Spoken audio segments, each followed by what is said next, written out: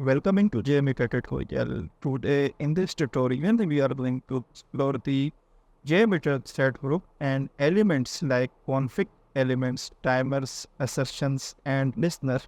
By the end of this tutorial we'll know how to set up and optimize your test plan for effective load testing. So let's begin. In previous tutorial I have explained about the UI interface of JMeter.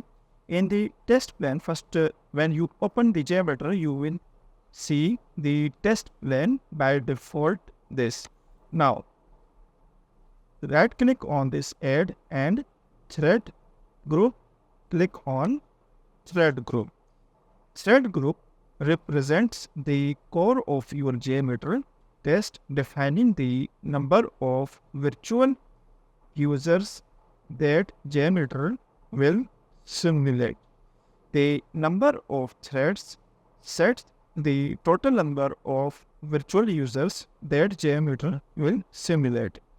Ramp up period specify the time JMeter takes to launch all the virtual users gradually, while loop count determines the number of times each user repeat to test scenario. Suppose you enter the number of users to now the two users will access the application if you enter the two and the loop count. Now the loop the total number of users is 4 because first two users will access the application and then again this two user will access the applications. So loop count here is equal to 2. Let's understand the HTTP request inside this add sampler. Here HTTP option available. Here you can set default values for your HTTP request like base URL to avoid repetition and make test plan dynamic. Here enter the protocol. There are two protocols like HTTP and HTTPS.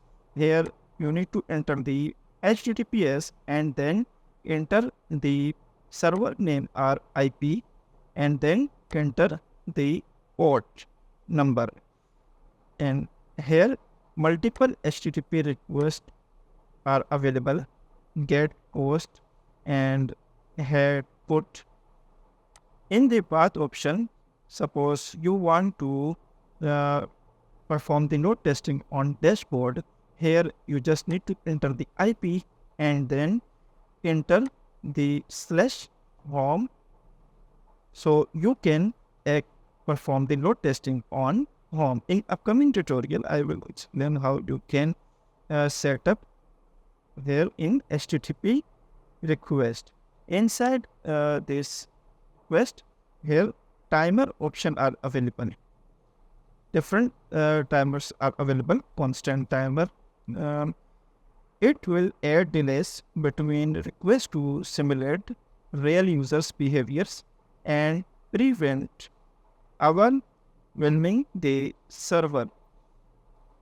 Inside this add assertions option also available. Assertions basically used to validate the response from the server, ensuring it meets expected criteria like status or content. Suppose after getting the response, you will get the specific response code like 200 success response. You can verify the response by using assertions. In the listener section, listener used for reporting and result purposes. Here view result tree.